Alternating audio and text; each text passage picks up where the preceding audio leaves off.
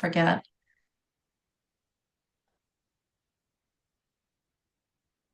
And I know we're actually live before it shows me on my end we're live.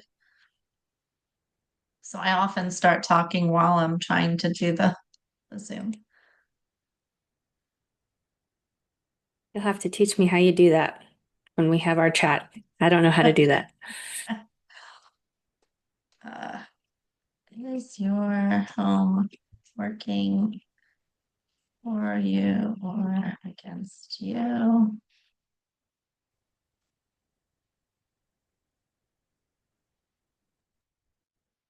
Hey everybody, I am streaming live from Zoom, but right now it doesn't say we're live, but I'm pretty sure we are. So give me a second. And once I see we're live, I think we're live. Yay. Okay.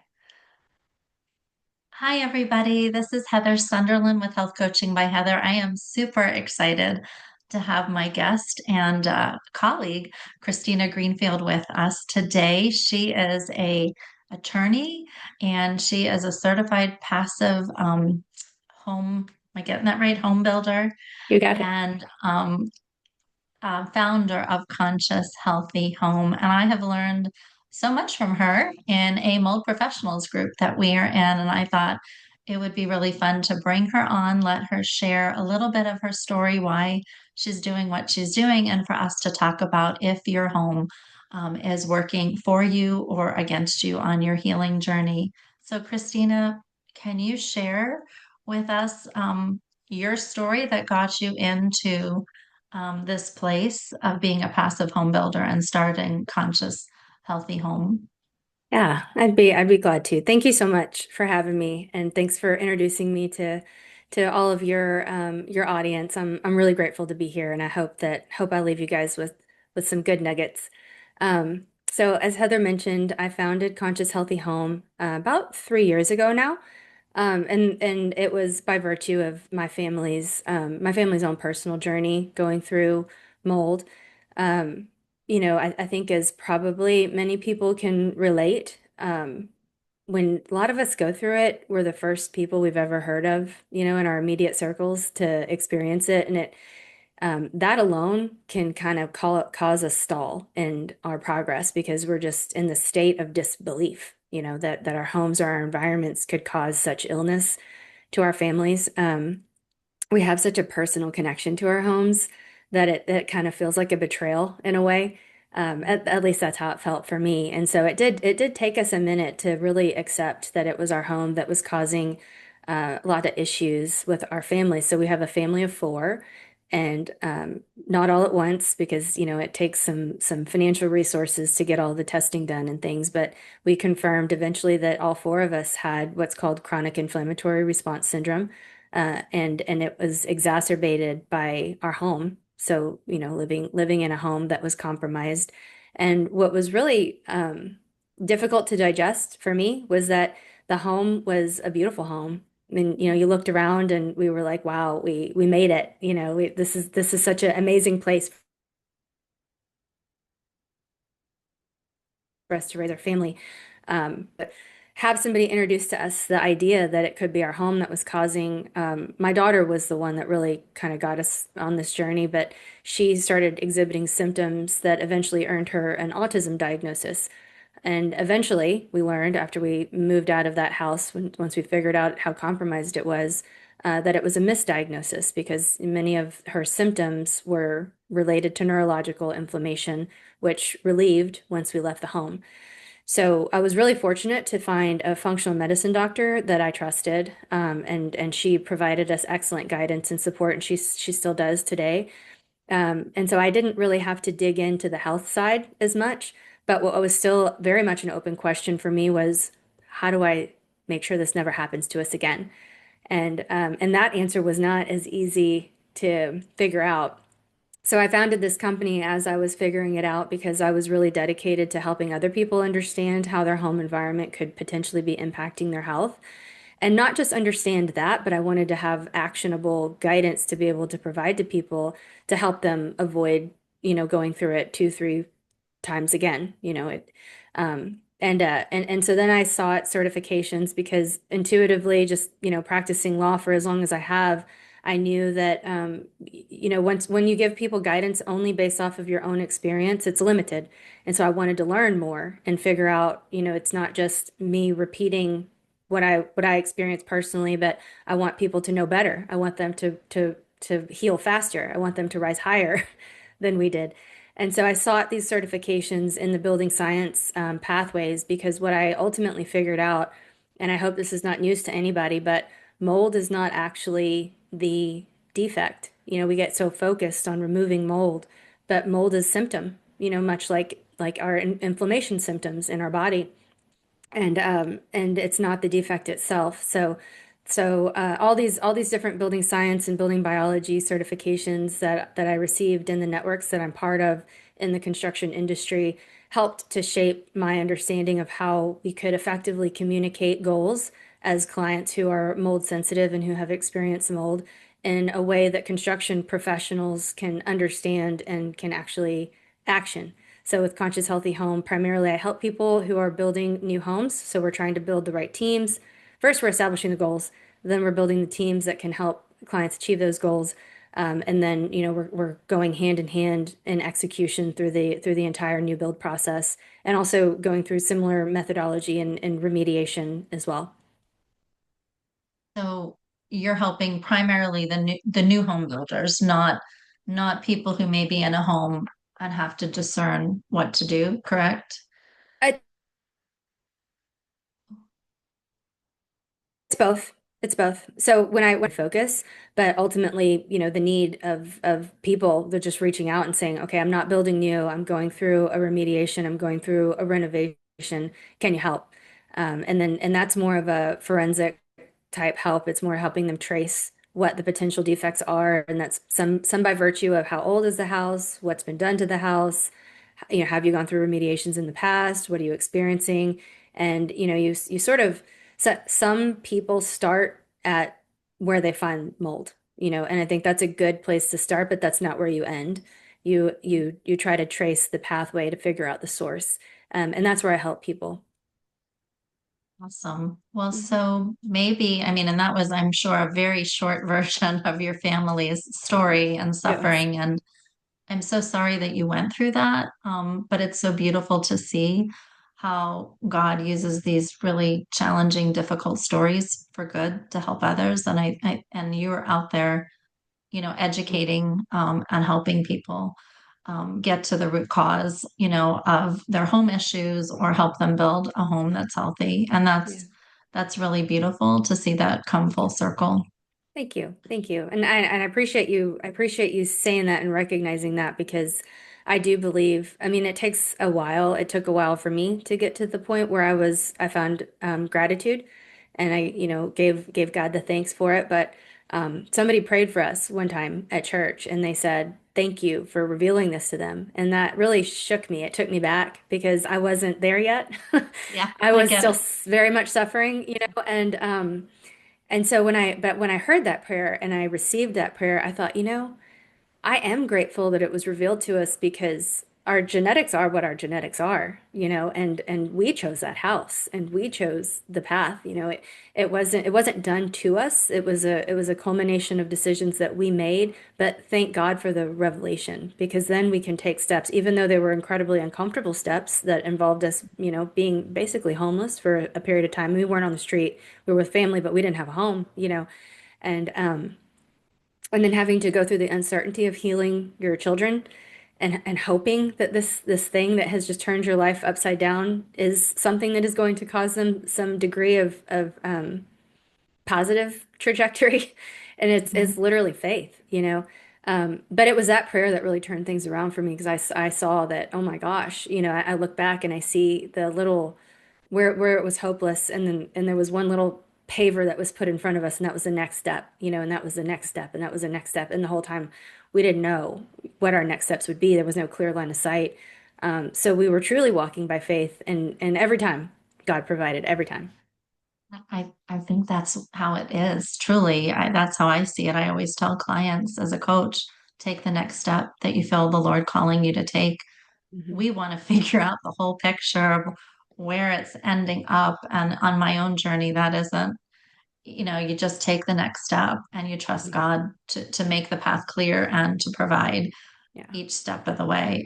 But it's really hard for our human minds to wrap So our head hard. around that. We just want to know where we're going, how we're getting there, how long Yeah. is it going to take? And it Yes, and it usually takes a lot longer than we think. All of the pieces, the home side and the building side, um, absolutely. and just letting go of our timeline, is part of what I have definitely learned Yeah, on this me too. crazy The ride. hard way. Yeah, yeah. So you had some stuff you wanted to share. I always think it's better for people to hear from, an expert because it's not my lane always to talk about the home, even though I have a lot of knowledge on the building Yeah. side. I don't have the certifications that you have. But so we were going to talk a little bit about, is your home hindering your healing, or is it helping your healing? Yeah. So I think, and this is, I'm so grateful to be able to talk about this today because this is the piece that I think a lot of people, like our intuitive mind and what we know and what we've experienced, gets in the way sometimes of really making that true connection. Because it does, just the concept of it just really flips everything that we know on its head. But I think one of the simplest ways to determine if your home is impacting your health is to assess how you feel when you're away from the home for a period of Mhm. time. And not even just you, but whomever seems to be experiencing the most noticeable symptoms in your family. Because what's interesting about our story is that all four of us, we had very different symptoms, although we all ended up getting the same diagnosis. My daughter losing her words, not being able to talk, not making eye contact, stimming, screaming every night. I mean, that was what we noticed. But what we didn't notice was that I was incredibly rageful. And I just thought I was angry because my husband couldn't remember anything. But his symptom was brain fog, and our baby's symptom was eczema. And so she didn't have any, there was nothing wrong, or n nothing inhibiting her being able to communicate, but her skin was just on fire. So everybody was experiencing inflammation just in different ways. And so if you have the ability to leave the home or to spend an extended amount of time away from home, and you can really objectively see how you feel, are you less reactive? Is your skin less, itchy? Are you able to find words where previously you were losing words? Understanding, probably starting with the symptomatology, the range of symptoms that somebody could experience when they're potentially living in a toxic environment, digesting that, and then seeing if you have any of those potential symptoms, and then spending some time away from the house to see, how do you feel? Does it help? Yeah, no, I think that's that's I great think that's one advice. thing. Yeah, that's great advice. And can I just share, like, people are so different, the level of mold. No home is perfect, and Absolutely. the level of exposure they can handle is just very different. And my home was a new build and had low levels of some toxic molds that really freaked out a lot of my colleagues in the mold world. And Hmm. I healed in my home.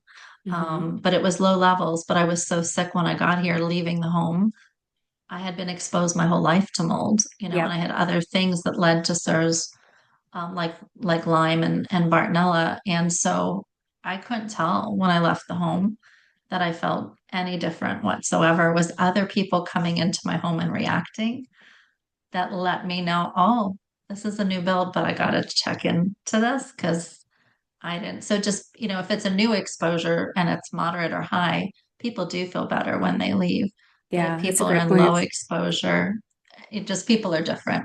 Yeah, that's a great point. And what I noticed is when I experienced one of the molds that was in the highest quantities in our home, I can tell immediately when I walk into some place and that mold is there because my tongue swells up, weirdly Mhm. enough. And so I'm like, oh, there's a lot of aspergillus here, because that was what we were exposed to for so long. But to your point, it was more difficult for my husband and I to understand that we were also impacted because we've had a lifetime of toxicity. Yeah. He was in the army, he was deployed. There were times where he was living next to like tire burning pits. There's a ton of toxic exposures. I'm sure that I was exposed. I used to travel a lot internationally, so surely I had, a lot of exposures myself. And so whenever we're talking to our doctor and she's like, "Well, how do you feel?" And she takes my blood and I'm like, "I feel fine. I feel better." And she's like, but your blood's not saying that you feel better. But I just had such a low, I guess I had a high tolerance for feeling terrible. And so my normal is not normal. And that's something I'm still learning, Well, today. I think you were very, and I see clients like this, they're very high functioning, even though they're really, really toxic, Hmm. which I was not high functioning when I was Yeah, sick and toxic.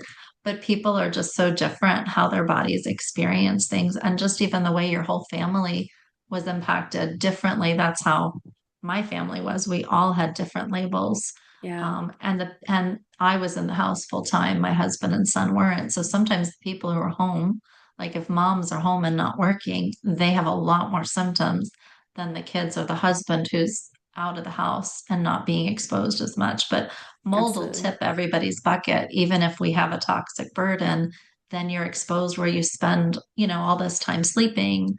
And it just tips the bucket big time for people. Yeah, absolutely. That's an excellent point. And that's I think sometimes I mean there's a number of reasons why sometimes I think we hear that women are more affected than men by exposures. Some of it's body composition, but some of it is also, who is spending more time at home and who's more in that environment and that has a lot to do with it. Yeah. And I think women are more in tune with how they're feeling. Yeah. And I know at least, my husband, you didn't hear me say this, but No. guys can push through. They're the Yeah. provider and they tend to push through and sort of, don't notice Hmm. symptoms as much. And I think women are a little more attuned to how they're physically feeling. Yeah, yeah, I agree. I agree. And something else, just kind of going back to how is your home making you feel? The doctor who was, the first person that really highlighted this for us, we had been to multiple doctors before we'd seen her, and multiple like, neurologists and diagnosticians, and my daughter was in all kinds of therapies when she received the diagnosis and stuff. And she was the first person that asked, because I had told every doctor, I said she was hitting her milestones because I had a tracker. I was tracking it. She was until she wasn't, Mhm. and I told every doctor that, and everybody just said, well, you missed it.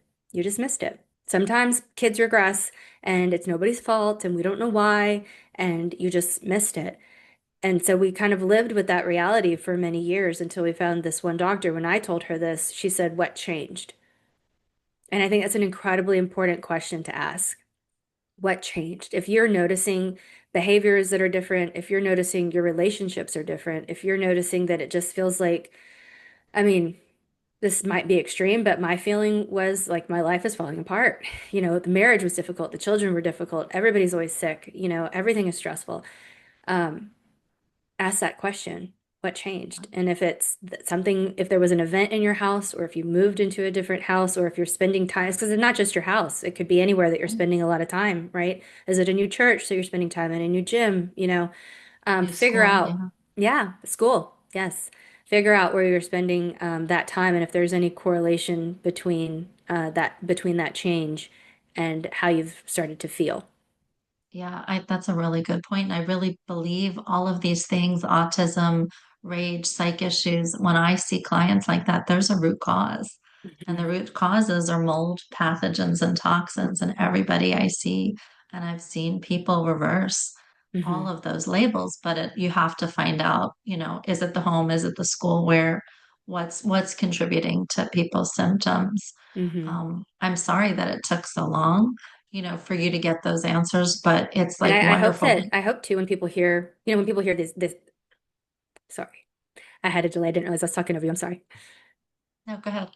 Oh, I was gonna say I hope that when people hear, all these variety of places to kind of be aware of, I hope that, they just sit back and kind of take a deep breath and instead of you might feel overwhelmed thinking that there's all these places that might be contributing to toxicity.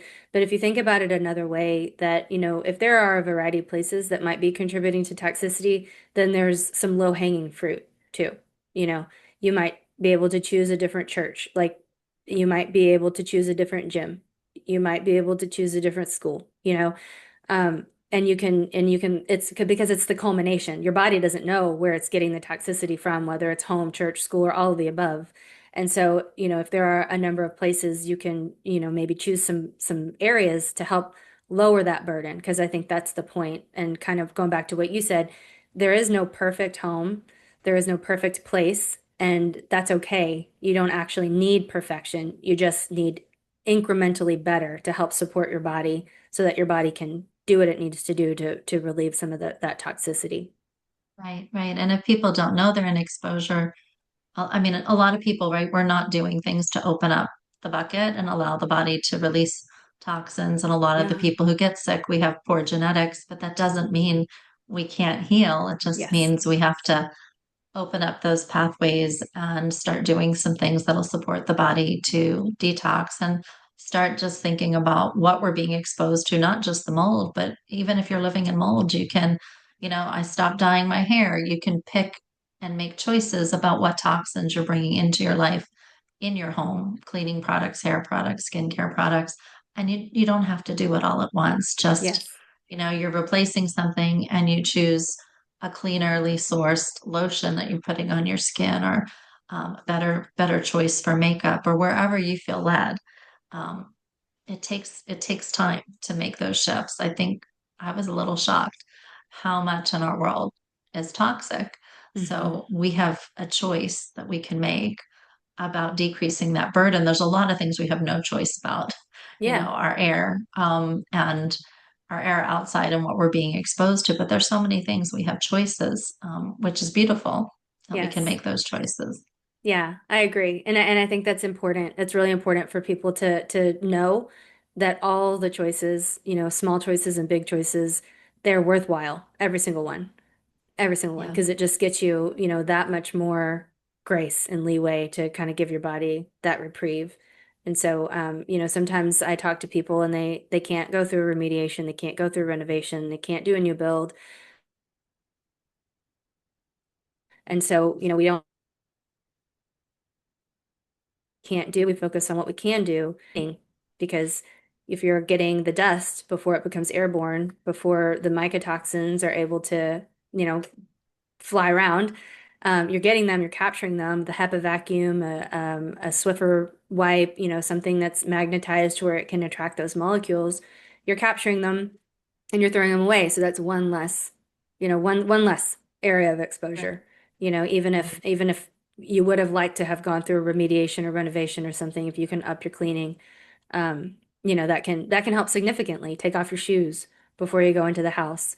I always tell, anybody that wants to walk into my house with shoes, I'm like, did you walk into a public restroom with those shoes? Because you're putting that on my floor, Like, and so, you can take your shoes off before you get into a house. And I've had some people who are, physically unable to clean. And so they're like, okay, that's great. I can't get out of bed. I can't do it. And for those people, I think, okay, well, let's talk about where some potential toxicity is in smaller areas that maybe you can clean. So like where you're coming in the house, where you're leaving the house, again, taking your shoes off. If you can just clean those areas or have a kind of a microfiber mat, to help capture and catch those things, then that can help. And, just doing what you can, I think is important because I do see a lot of people who kind of get stuck in this loop of, well, I can't do everything, so I'm going to do nothing. And I think that's terrible. That's really disheartening. So I just want to make sure everybody understands something is better. Something is always better, even if it's small. Yeah, and I say we have one room in our house where we've tested that we have low levels of stacky from building material mold. And I was told to leave my house, leave all my belongings, new build. And I was healing, and Mm, I didn't feel the Lord leading me to do that. yeah. It took a while for me to figure out how to test and find where it was. And when we did, that's a room we don't use, and I Hmm. just keep the door closed. And but we've healed here, and Yeah. our buckets are low, and so That's it's good. not. Now that I know, it's not a room that I really want to go sleep in. Right. But I don't even react in the room, which is sort of odd. But That's great. so sometimes people can find like a safe place in the house, where water damage may be in part of the home. And there are other places where there's, lower levels of exposure or no levels of exposure. and spend your time in those. Don't sleep in the room that has the high exposure. Go somewhere Yeah. else to Yeah. sleep. Yes, I've experienced that, and I've had clients who've experienced that as well, where, we find there might be high levels in a child's room or something, this a child whose room is kind of been flashing or something like that, and the family's like, well, we can't afford to redo all of this. And so, we move the child out of that room. We move them to a different place. We don't use that room. So there are really practical things that you can do, that, just that the whole idea is limit your exposure, just limit your exposure, however you have to make, however that looks. It can look different for everybody. And for some people, it's just, I spend as much time as possible outside of the home, you know. Right? Um, and so there is a variety of different ways, once you establish that it might be your home that is, causing issues. Is there anything, I mean, the big thing that you said is, do people feel better, out of their home than in their home when they go away for a little bit? Any other thoughts you have on a tip or two if the home is making someone feel worse? Yeah, I mean, if you're able to do more, what I see a lot, particularly I'm in Houston, so it's a hot, humid climate. And we're dealing with the humidity, we're dealing with moisture in the air. So we're trying to control air down here, which is, it's hard. But when I see some of the remediation reports, and, we're identifying that there's mold or microbial growth in certain areas, like, in the interior walls, for example, in the subfloors, where you can usually trace that back to is, unsealed air movement. And so, because we know stack effect and hot air rises, right?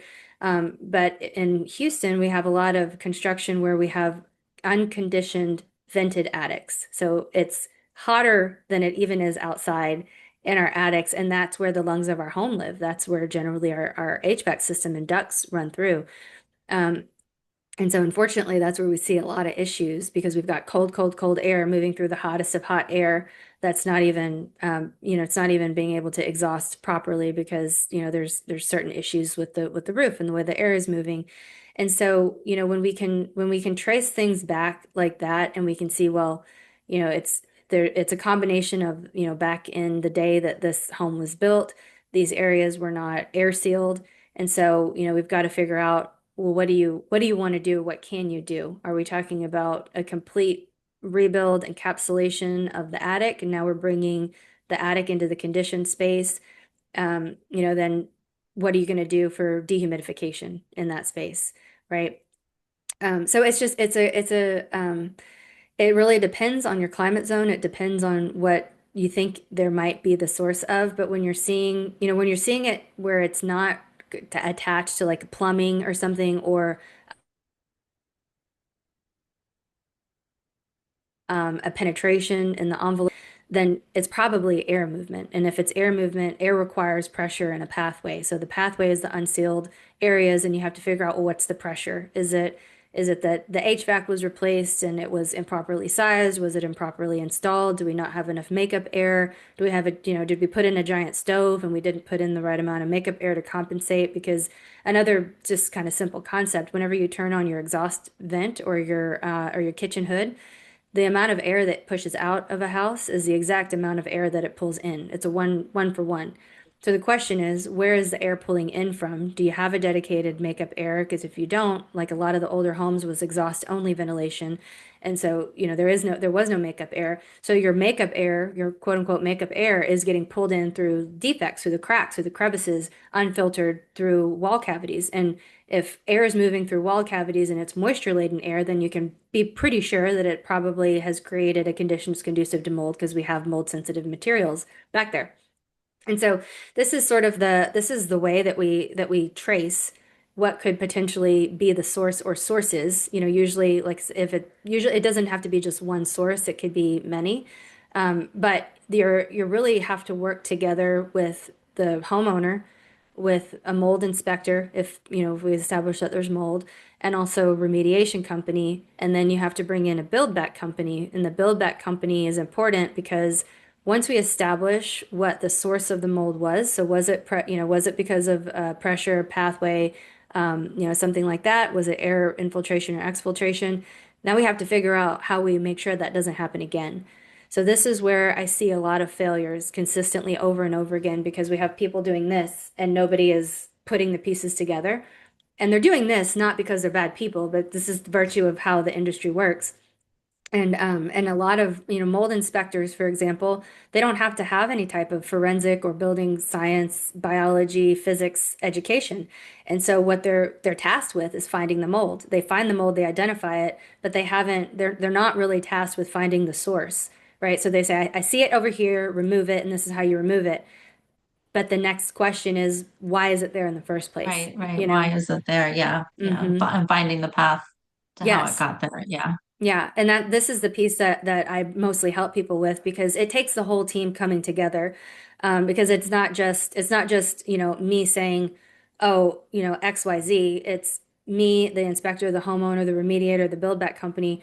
We're all getting together saying, when was this house constructed? What else has it experienced? When were the windows updated? When was the HVAC updated? When did we notice this? Was there anything prior? What are we seeing here? What was the weather? Was there a weather event that might have led to this? Is there any other indication? And there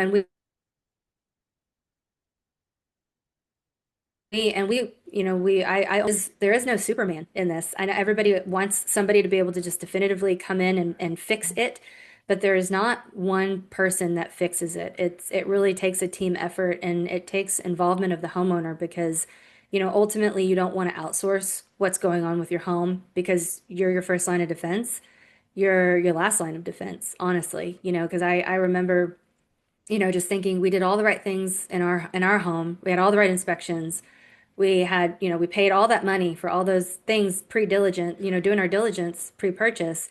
But those people weren't there, when we were sick, when my daughter was sick, those people weren't there. And they're not supposed to be there. I'm there. I'm her mother. And so it's important for me that the homeowner really begins to understand their home. And it's not just square footage, right? It's how does your home operate? What is it made of? What does that mean? Where are the weak points? We can pretty easily identify the weak points when we start to find mold, but that's not the end of it.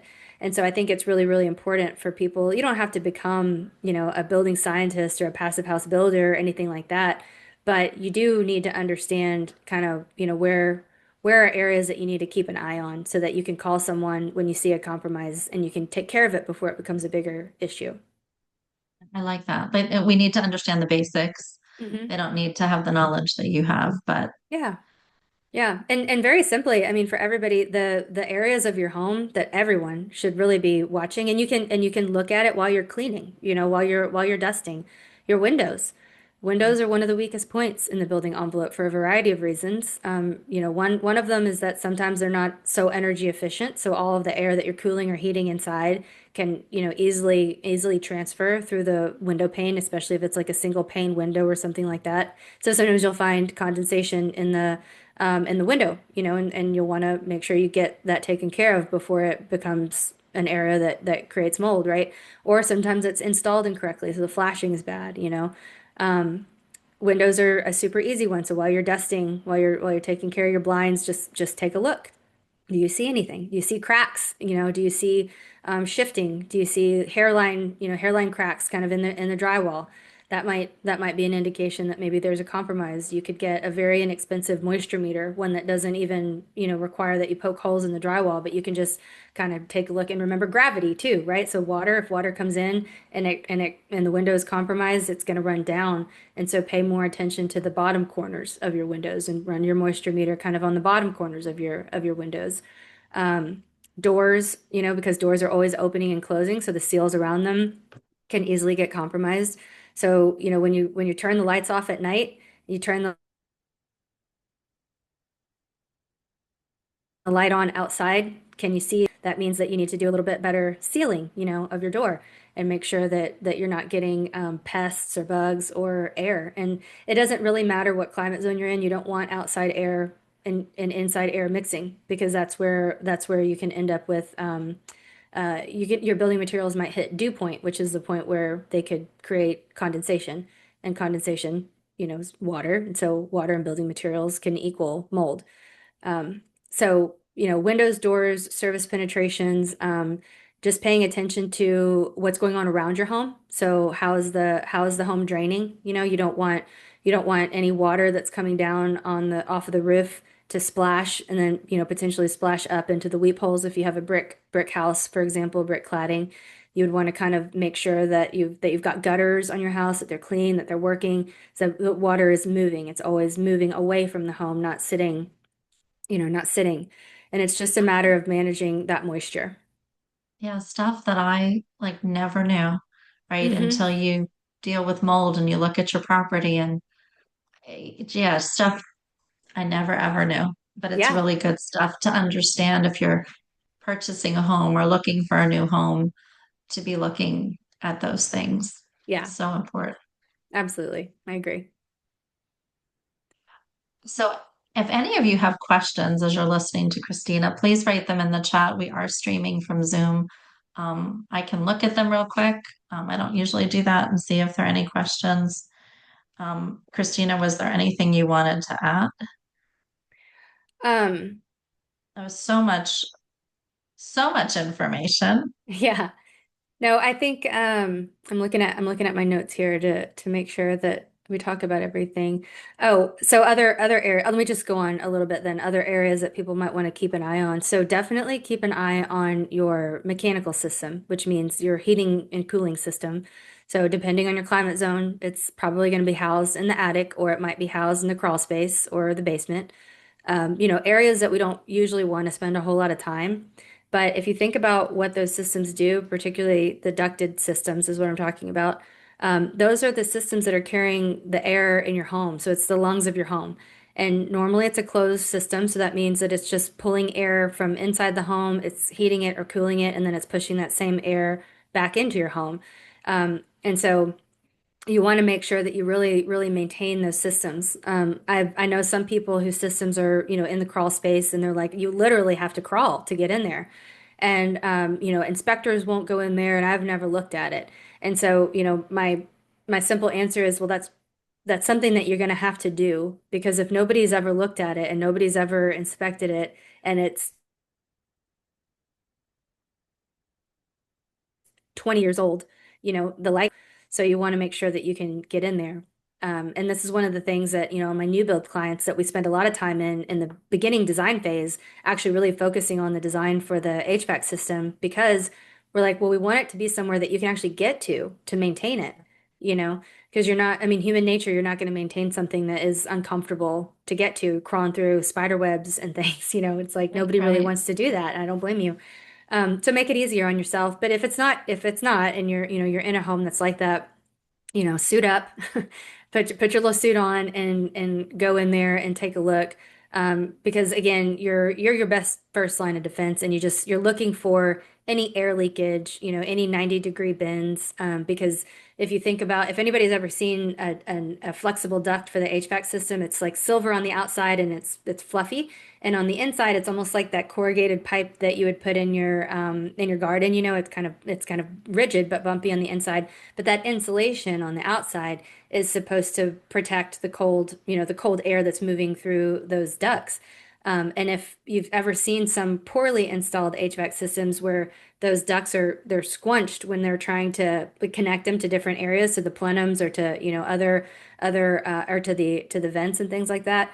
Well, you're not getting the insulative value if the insulation is squeezed, And so that's a pretty common but an easy red flag to spot. What you would want to do is have somebody come in who can actually they can place the duct without squishing it, but it's kind of sealed from the inside as opposed to squishing it from the outside. And also 90-degree bends. So when you see the ducts and they're just like bent like this, well, this area is the insulation there is going to be, compromised and squished. And so if it's in a 140-degree attic and you're pushing 65-degree air through, you'd have to do the calculation. But, it's probably not going to be a great condition that's going to make sure that you're not creating condensation and potentially mold in those areas. So HVAC systems are really, really important to just keep an eye on, just keep an eye on, watch them, change your air filters, because if your air can't go through the system consistently, then you're gonna create an unnecessary burden on the system that might, shorten its lifespan too. So, windows, doors, service penetrations, HVAC systems, foundation, drainage. All those are, pretty easy to do, especially when we're coming up on spring. So everybody's gonna be doing their spring cleaning, spring maintenance. So while you're cleaning your gutters, make sure that they actually work. Make sure that they're not just, draining and kind of pooling around your foundation. Just kind of do some of that preventative stuff, and it's gonna go a long ways for the health of your home. I'm sort of wondering, I'm in the desert. I never even noticed if we had gutters. I'm You sure probably we don't, do. yeah. I don't know. I've never noticed that we had gutters. Where I come from, the East Coast, we had gutters, but You don't need I'm it. like, yeah, yeah. I'm like, I don't think we have gutters. We have rain, but it's not for long. It's like, oh, it rained for 5 minutes. Yeah, Yay. yeah, Very, very different. But yeah, you've very made me different. think we should go up in our attic. In our attic, I don't know why in the desert we don't have ladders. Like in Pennsylvania, we had a ladder that would pull down to go up into your attic, but I Yeah. don't think our HVAC was in the attic, but here they're in the attic. Uh-huh. And So you you don't have need a any ladder. ladder to get in there? There's no ladder. You got to Oh, bring in your ladder and then you got to open up the little hole. But in yeah. Pennsylvania, it was always a pull down ladder. Yeah, yeah. Well, those maybe yours seals a little bit better because that's one of the problems with the pull down access is that Oh, it's yeah. just that door is not well sealed in typical, code built construction. And so that can actually be a pretty big risk area because all that hot air is just kind of, hot moves to cold. And so all that hot air is pushing and trying to make its way into the house. And that's a big compromise area. So you're lucky actually. Yeah. Did we So have much any information. questions? I cannot pull it up on my phone. Let me see. Okay. It's sort of weird if I pull it up on Facebook as we're talking. I was not able to pull it up. Here we are. All right. So someone's saying she's in Louisiana. What's the best way to keep ductwork in conditioned space? We are building a new home, but seems it's very expensive to do a conditioned attic. Any other way to do this? Um, to move the ductwork into the conditioned space without doing a conditioned attic, maybe you could do, I guess it depends on your design, but some of those more modern interiors, the ducts are inside, they're in the home. It's a different aesthetic look, but that would bring it into the envelope without having to potentially insulate the entire attic or encapsulate the attic. Just, if you're doing like a colonial style, that probably doesn't match, but that would be one way. I guess you could also maybe you could design and kind of do like same concept. You're bringing the ducts inside the four corners of the building envelope without insulating the attic, but instead of just leaving the ducts exposed, maybe you're, doing some kind of casement, some kind of decorative casement around it or something. You just have to make sure that you've got plenty of room to actually run the ducts without compromising the insulative value of the insulation around the ducts. And then you'd still want to have access to be able to check them and things like that. So there's a variety of things that you can do in the design phase. That's the right time to be thinking about it for sure. Somebody else asked if you help people in Florida. I do. I help people nationwide. We've actually got a project in Florida right now. If people want to reach out to you, and I'll make sure it's in the chat, and I think isn't it conscioushealthyhome.com? Yes, yeah, the website is conscioushealthyhome.com and they can email me directly, Christina, there's no H, Cristina at conscioushealthyhome.com. And I'll And be I would be sure to happy to put that help. in the comments for people. And if you guys have any other questions, put them in the chat. If I can't answer the question, I will tag Christina so that she can. A lot of great information. It makes me want to sort of go around and check things that I don't really normally. I do take notice of my windows, but really I like your idea with spring cleaning. It's a really good time to sort of be checking out those spaces that you talked about. Yeah, I agree. And I think that there's a balance between being diligent and what's the word? Hyper Hyper vigilant. vigilant. Yeah, And and we want to just kind of be balanced about it, and that's why I like the spring cleaning thing because it's like, hey, we're just taking a look. We're just walking around, yeah, gathering yeah, information. No panic. yeah, and a lot of us who've been exposed to mold, there is like anxiety and hypervigilance around Yes. um, water damage. But I think this knowledge is power, right? To be able to, I, I, I had a water leak back in November, and I think because of what I do with clients, I knew exactly how quickly it had to be addressed. I knew what I needed to do, and I knew if the insurance company wasn't going to do it, I needed to get somebody out here. And I was fortunate that the insurance company was out about 2 hours after the leak started, Oh, so there that's was no great. time for mold growth. That's Um, great. yeah, And that's a nice testament to all the work that you've done and that your nervous system was able to let you walk through that, calmly. That's good. Yeah, I do stay a little calmer than some people, but everybody has a different story too, right? Yeah. And so people's stories are different, and our systems are different, and how we respond to new challenges is different, right? We're all just, my nervous system is usually pretty chill. It wasn't always. I had to do a lot of work to get it there. Yeah. But some people, their nervous system is where they're going to struggle if there's some new challenge in their life. Yeah. Yeah, I agree. I also had a water leak incident a few months ago now, or yeah, a few months ago now. And and my husband and I like we sat back. I mean, it was a terrible incident. It was not great, not a small incident. Oh, But my husband and I were kind of celebrating because we were like, look at us. We're doing yeah. okay. We're calmly moving through the steps. Nobody is, freaking out after our mold exposure. So it was a test, but we were proud of ourselves. So we're still working through it, but we're doing it. We're doing it in a calm way. So something to celebrate. Yeah, I mean, I think we do have to celebrate all of those victories, whether it's victories in how we respond to new challenges, whether it's water damage or just new challenges, and even the little victories in our health journey um, that shift, because depending on how long you've been exposed, there's just a lot of layers Yeah, to peel away.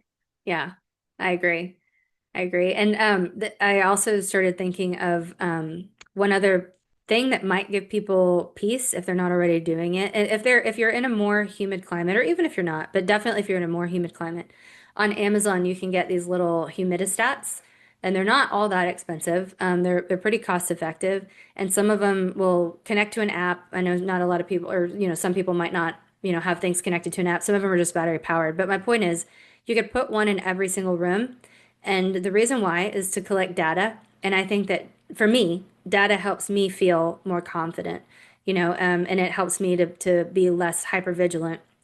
And so what we do is we have one in every room and we just kind of monitor the trends. So like if it's raining outside, we've had a bad storm, I'm going in and I'm making sure is it pretty consistent, Because if you have elevated humidity in one room, then you might think, why am I having elevated humidity in this room and every other room, is consistent?